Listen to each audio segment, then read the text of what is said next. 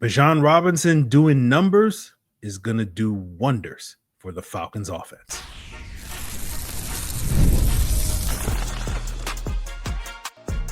You are Locked On Falcons, your daily Atlanta Falcons podcast. Part of the Locked On Podcast Network, your team every day. Welcome back, everyone, to another illustrious episode of the Locked On Falcons podcast, your daily Atlanta Falcons podcast, part of the Locked On Podcast Network, your team every day. And today's episode is brought to you by FanDuel. Right now, new customers can get $150 in bonus bets when your first $5 bet wins. So if you do not know me, I'm your very humble host, Aaron Freeman, a.k.a. Mr. Drew, a.k.a. the iron that sharpens the iron, a.k.a. Mr. a.k.a. And I've been covering the Atlanta Falcons for almost 2 decades, formerly at falcfans.com, RIP. Been podcasting for well over a decade, and I appreciate each and every one of you that goes strong with me as an everydayer. That means you make this podcast your first listen each and every day, and all you got to do to become an everydayer is subscribe or follow for free on YouTube or wherever you listen to podcasts.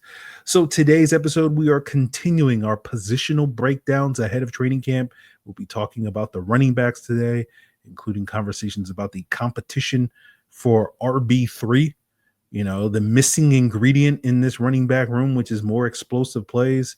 And we'll talk about not only Bijan Robinson, but also the Falcons team's overall potential to be the best in the NFL this year, in the words of the great Atlanta-based poet laureate Christopher Ludacris Bridges. Scheme, scheme, plot, plot. I'm coming for that number one spot. But before we get into that, let's give you an update on the latest going on with Kyle Pitts, right? Kyle Pitts' trade is dead, basically. The Miami Dolphins had a vacancy. We talked yesterday about how, maybe the Dolphins would give the Falcons a phone call for Kyle Pitts. Are not going to do that because they made a trade on Tuesday to acquire retired Darren Waller from the New York Giants. And we talked yesterday about how it was unlikely that the Dolphins would trade for Pitts just because they would be unlikely to meet Atlanta's asking price, which was presumably a third-round pick. And that proved to be true on Tuesday because the Dolphins traded a 2026 6th-round pick to get Darren Waller and got like a 2027 conditional 7th-round pick in exchange for that. And so, as I say, the Pitts trade is pretty much dead. It's been pretty much dead for 4 months, although for the last 4 weeks, you've had a lot of people speculating on the possibility of it being a thing.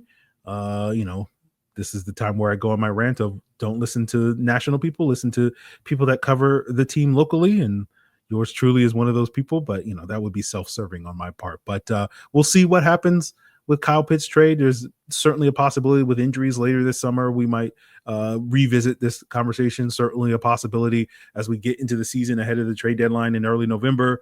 We might revisit this topic of conversation where, a team is willing to up their price or up their offer to the Falcons for Pitts, or the Falcons may lower their asking price for Pitts. And so we'll see what that happens. But until then, I won't promise we won't talk about Kyle Pitts trade because there may be a point at some point later this summer where I need to fill 5 to 10 minutes of a podcast.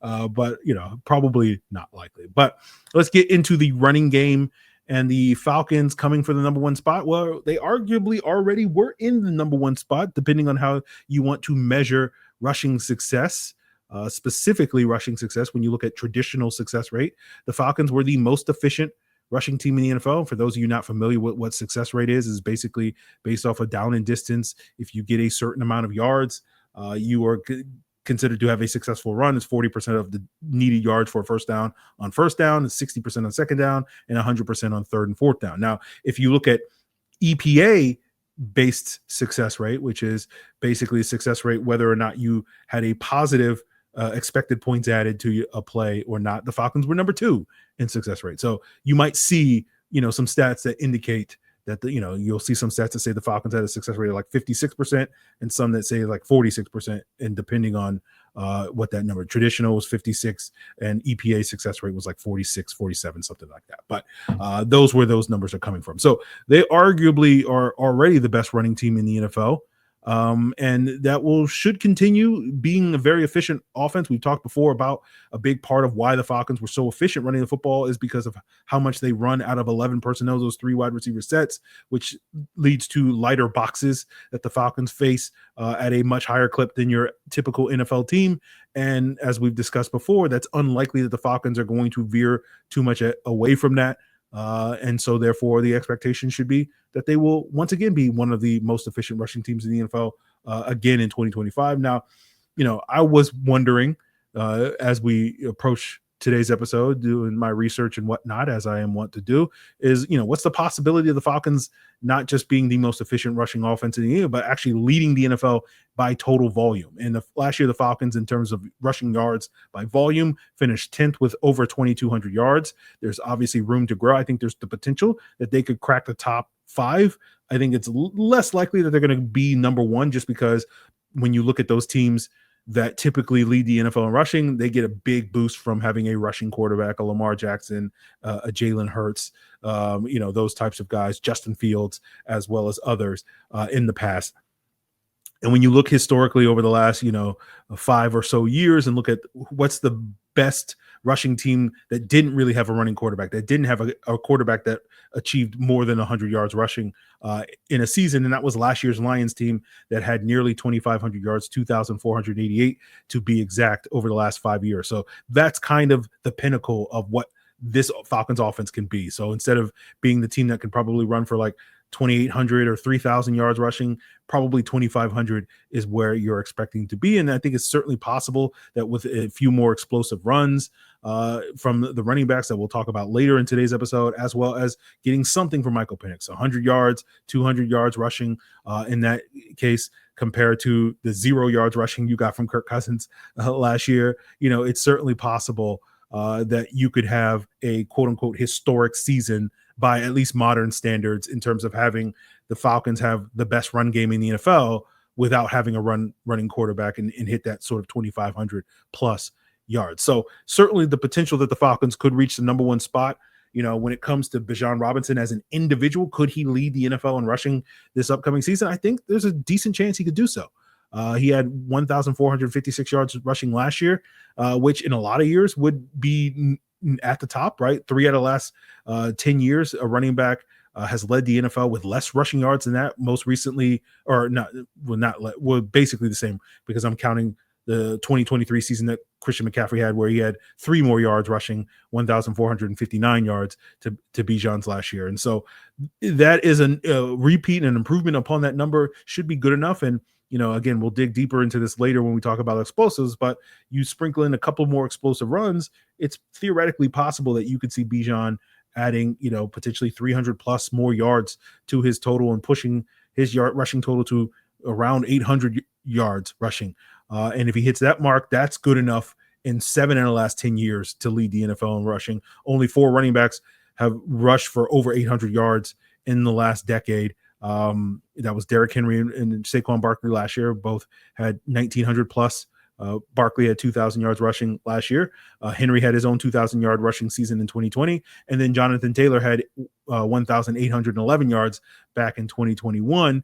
And I think, given some expectations, and we'll leave the fantasy folks, check out Locked On Fantasy Football and whatnot to probably dig deeper into sort of projecting, any sort of regression from Saquon Barkley. Why do I always want to say Saquon? Because I say Bijan instead of Bijan, and I always want to put the wrong emphasis on the wrong syllable with Saquon. But Saquon Barkley, sorry. I think there's a reasonable expectation that Saquon and Derrick Henry will regress this year, given their workloads of the last year. And so that opens up the opportunity for someone else to come for that number 1 spot. And I think Bijan has a great chance of doing that. And so there's a clear path for him to lead the NFL in rushing. And if he has the type of season he's capable of having, we could see him be RB1 by year's end. And so a big part of whether or not Bijan will get to RB1 will be his ability to generate more explosive plays. And it's not just Bijan that needs to generate more explosive plays. And we'll get into all of that as we continue today's Locked On Falcons. So even though the NBA season is over and the NFL season has yet to begin, summer sports are still in full swing, whether we're talking baseball, golf, soccer, and FanDuel is the best way to make every moment more and every game more exciting. Since you're already following the action, why not make it a little bit more thrilling with FanDuel? Whether you're looking to see the Braves bounce back before the All-Star game, or maybe you're excited by the recent moves made by the Hawks and you're already excited about the moves the Falcons have made this offseason. FanDuel is going to give you many opportunities, not only to bet on when Ronald Acuna hits his next home run, but also if the Hawks can win the Eastern Conference or the Falcons could make, gasp, I say, a Super Bowl run. It's easy to use the FanDuel app and it's fast to pay out. So why wait? And if you're new to FanDuel, make sure you head on over to FanDuel.com or download the FanDuel app because new customers can bet just $5, and if it wins, they get $150 in bonus bets. Again, if your first $5 bets wins, you get $150 in bonus bets. All you got to do is open up the FanDuel app today or visit FanDuel.com to get started. So we've heard all offseason long the sort of point of emphasis when it comes to Bijan Robinson, which is more explosive plays, right? But I don't think he's alone in that regard. I think Tyler Allgeier also can contribute to that. I feel like Allgeier has looked a little slimmer based off of my memories of him last year. Looked a little slimmer, a little more explosive, and I think he's clearly also in the mix to try to get a little bit more explosive runs this year rather than just sort of being the hammer that we know he is. But as good as the Falcons running back room and run game is, as we've said many times on this podcast over the last year, no notes when it comes to Bijan Robinson and Tyler Allgeier.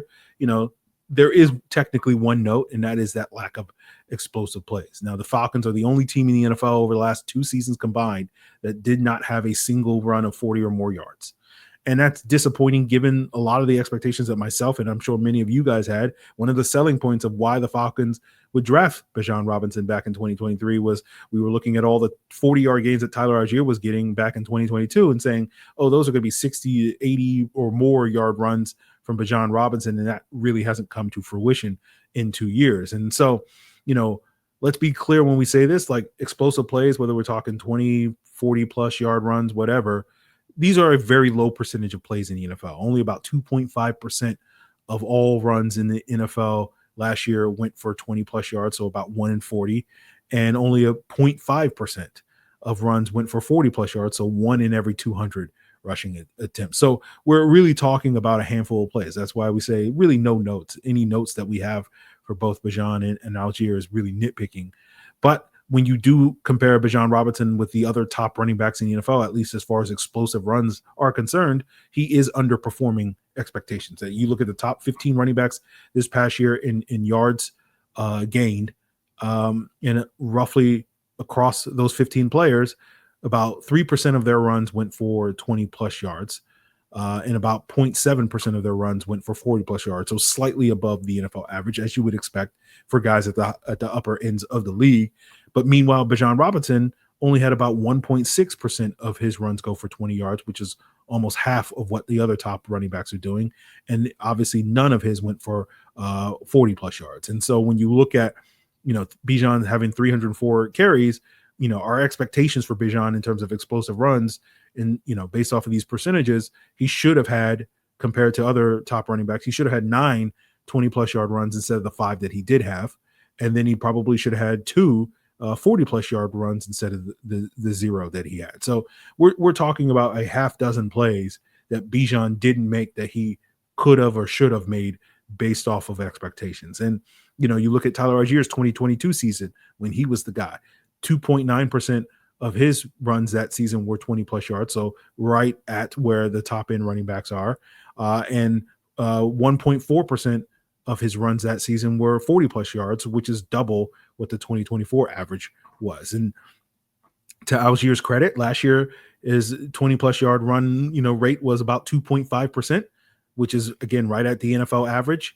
And hopefully we'll see more of those 40-yard runs like we saw 2 years ago. But you start doing the math and you start, you sprinkle in a couple more runs for like 4 more explosive plays for Bijan this year from last year, and that becomes a little bit more in line with the top running backs in the NFL. That, that's potentially adding 120-ish yards to his rushing total. And if you see Bijan being as explosive of players like Derrick Henry and Jahmyr Gibbs and Saquon Barkley last year, who had about 5 to 6% of their carries go for 20 plus yards, instead of Bijan having 4 more explosive runs in the 20 plus yard range, we would be talking about him having 11 more. And suddenly, if you get 11 more of those, we're talking about 300, 350 or more added yards rushing.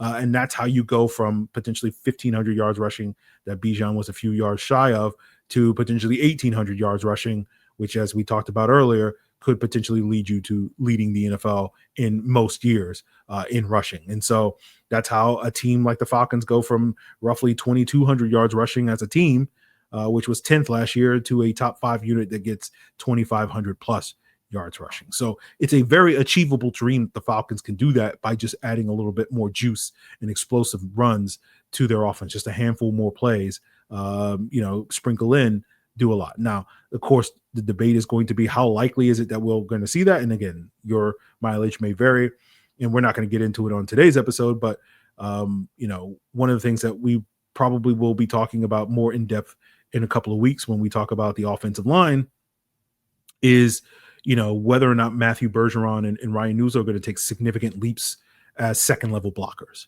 right? Because when you run the outside zone scheme like the Falcons run, and we'll talk more about diversifying the run game, but there's still going to be an outside zone based run scheme. All indications indicate that will be their primary way of winning up front.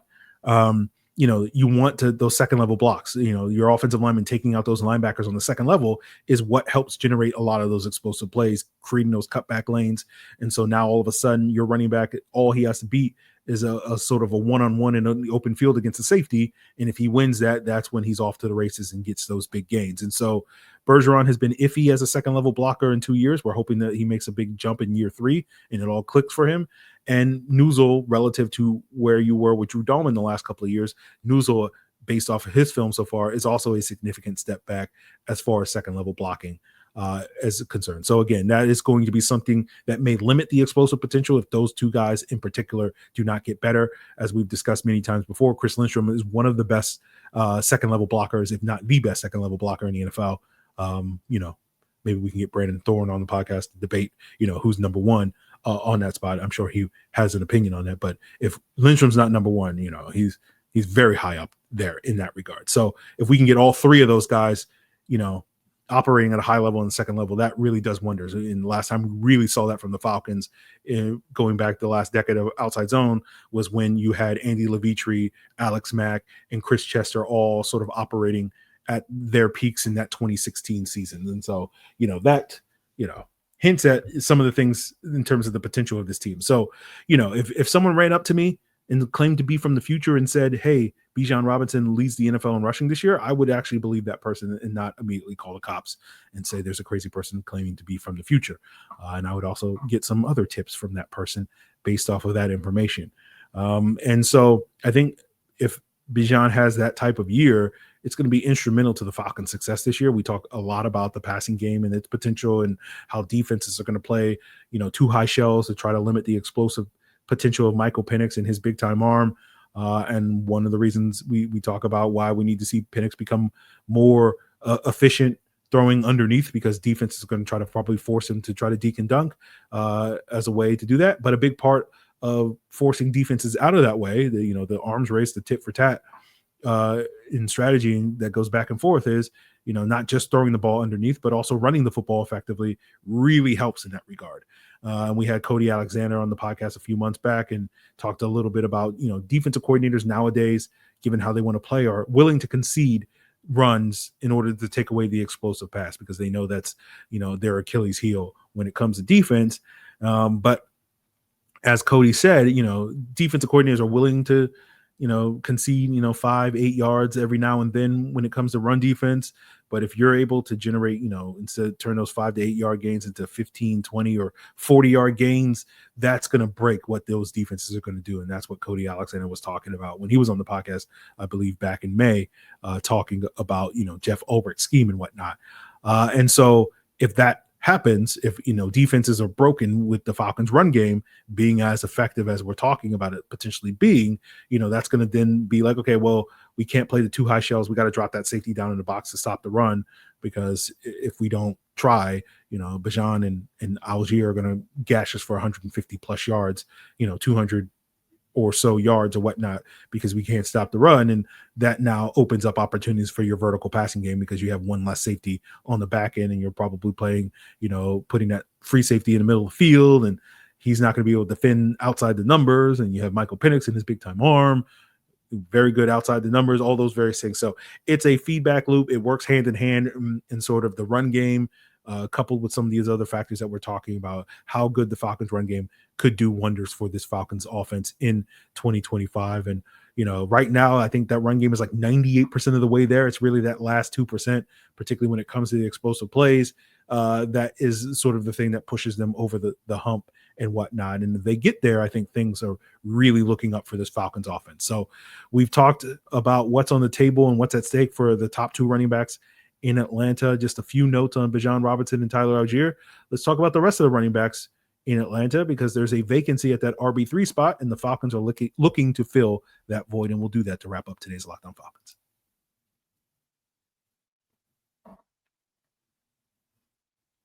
So last year's RB3, Avery Williams, signed this offseason with the Philadelphia Eagles, and his expected replacement, last year's 6th-round pick in Jace McClellan, was cut unceremoniously last month by the Falcons, which now leads to a wide open competition for that RB3 spot. And that competition is going to be between 4 players as things sit here today. Carlos Washington Jr., who's been on the Falcons practice squad for the last 2 years in a row. Jashaun Corbin, who was the leading rusher in the UFL this past year and was the player that the Falcons signed to replace McClellan on the roster. Elijah Dotson, who was a late practice squad addition for the Falcons last year. And then Nathan Carter, the undrafted free agent out of Michigan. And given Washington's experience here in Atlanta and Corbin's production this past spring in the UFL, I would think one of those two guys is the betting favorite to win this RB3 competition. I think, Washington arguably could have made the roster last year. A lot of people projected him to beat out McClellan in their various roster projections. We did not here on the Locked On Falcons podcast. I felt like McClellan slightly outplayed him. And, McClellan got the bump from the draft status that would break any sort of tie between those two guys. But it was a very close battle, in close to a tie between those guys. And, I think we're going to see a lot of all 4 of these guys during the preseason, since I have zero expectation that Bijan Robinson and Tyler Allgeier are going to play in the preseason. Like there's a sliver of a chance we might see Michael Penix or we might see Kirk Cousins, but I think there's almost no chance that we're going to see anything of Allgeier or Bijan. They didn't play last year. We only got 1 snap of Avery Williams last year in the preseason. So it's one of those things where I don't think the Falcons are going to play them at all. So the competition should be fierce. We should see a lot of all 4 of these guys. Theoretically, each one of these guys should get a quarter of production in all 3 of the preseason games. And I think, not only who's going to shine under the lights in those preseason games as well as practice, I think special teams is going to really have a significant impact on who potentially makes the roster, because as you can guess, ain't nobody taking snaps away from Bijan Robinson or Tyler Allgeier, right? Assuming both of those guys are healthy, there's no reason for the Falcons to ever take either one of those guys off the field with that 1-2 punch in the NFL. Arguably the best in the NFL. Again, the Lions are probably the one team that you're really pounding the table for having a better combination of a 1-2 punch in the backfield over the Falcons. But, if we're not one, we're probably 2. But we saw last year in terms of that RB3, Avery Williams played 10 snaps on offense last year. Jace McClellan played 19 snaps, and all 19 of those came in garbage time blowout losses to the Seahawks and Broncos. And so the RB3 played 29 snaps on offense across 17 games. And that's not enough to justify keeping a guy on the 48-man roster to play on offense, again, unless there are injuries. And so that guy has to, if he's going to contribute, if he's going to be on the active 48-man roster and not be inactive almost every single week, like we saw Jason McClellan was outside of those 2 games. It was funny enough that the 2 times the Falcons activated Jason McClellan, they got blown out. It's almost like they knew something, we'll have to do an investigation on that one. But, basically, if you're going to be active as the RB3, you got to contribute on special teams. And obviously, Avery Williams did that with his contributions, not only in the coverage units, but also in the return game. And I think of these four, Corbin has some special teams experience from his previous stint with the Giants before joining the UFL. Washington has dabbled in special teams each of the last 2 summers in the preseason. Dotson got some preseason work on special teams in his 2 summers with the Chargers before the Falcons scooped him up last year. Carter didn't really have any experience playing special teams in college when he was at Michigan State and UConn. And so that puts him probably behind the 8 ball as far as the other guys are concerned in that regard, but maybe he can make it up for by just being that good as a running back to offset that. But as we discussed 2 weeks ago, when the Falcons signed Corbin, that personal protector role that Avery Williams formerly filled on the punt coverage units is a vacant spot. And that's really a prime opportunity for one of these guys as well as other guys. And when we talk more in earnest about, the ongoing competitions on special teams, probably in 2 weeks, we'll dive deeper into this, but there's an opportunity for one of these guys to earn that spot. And, Washington and Corbin, I know, do have a little bit of experience doing that in the preseason with the Falcons and Giants respectively. And so really, I think this competition is going to boil down to not only, who's gashing these second and third string defenses in the preseason games, right? But also, every single one of these guys' goal is to, get Marquise Williams, the Falcons special teams coordinator, to pound the table when it comes to final cuts and roster decisions to basically say, I need this guy on my unit. And so we'll see who earns that spot. I would say right now, the betting odds favor Washington versus Corbin, and that's probably potentially a toss-up. I'd probably give the slight edge to Washington just because this is now his 3rd summer in Atlanta, and it's kind of now or never. And if he doesn't sort of break through and make the roster this year, he probably never will. So, that sense of urgency probably will benefit him, and that familiarity that the coaching staff has with him could potentially break a couple of ties just because he's been in the building and been in that running back room for 2 years now. So we'll see on that front, but we'll have plenty to add about the running back competition in training camp, particularly once we get to the preseason games and we can actually see these guys, do it and actually face, guys that are actually going to hit them rather than the 2-hand touch that we often see in practices and whatnot going forward. But this running back competition is going to be interesting. That's going to do it for us here on today's episode. Got a interesting, compelling battle for the RB3, and we'll see, whether or not the RB1 and RB2 will take their, play to the next level. So that's all in store for you. But again, lots to be excited about with the Falcons running game. A lot of questions elsewhere on the Falcons offense, like what are they going to be? But when it comes to the RB1 and RB2, we kind of know what we're getting, and what we're getting is excellence. So we will see if they are, coming for that number 1 spot. So that's going to do it for us here. I don't know what we're going to do tomorrow. We're probably going to wait till next week to do the wide receiver and tight end breakdown. We might talk defense and sort of the new look wide 9 stuff that I know so many of you guys are intrigued to get more information about. We might talk offense. I'm not sure quite yet. We'll see what else is. I know there's at least one mailbag question related to the run defense that I do want to get to at some point. So that may be also something that we talk about. But perfect opportunity for you guys to ask questions and provide your feedback on potential topics of discussion as we go through a lot of these positions in the coming days and weeks in the lead up to training camp. And so, of course, you can do so by emailing me at lockedonfalcons@mail.com. You can hit me up in the Locked On Falcons Discord, link in the description below. Of course, you can leave a comment here on this video. And, of course, probably the best way is to become a Locked On Falcons Insider, where you get priority on any questions for future mailbags. There's a link in the description below at joinsubtext.com/LockedOnFalcons. It's a 14-day free trial and then $4.99 a month. After taking basically June off from doing film breakdowns, we're going to get back into it this week and next week, looking at the offense, looking at some of the things that maybe the Falcons can learn from Liam Cohen in Tampa Bay, as well as some of the things that Jeff Ulbrich is probably going to do schematically differently than what we've seen in the past. So that's all in store for you. And again, if you sign up today, you'll be able to get access to probably both of those for free over the 14-day free trial. So go check us out at the link in the description below. So that's going to do it for us here, guys. We'll be back with more Locked On Falcons, so continue to make us your first listen by subscribing and following for free on YouTube or wherever you listen to podcasts. And for your second listen, check out the Locked On NFL Scouting podcast. Joe Marino, Kyle Krabs are going to make you the most informed fans that you can possibly be all summer long. It's all part of Locked On Podcast Network, your team every day.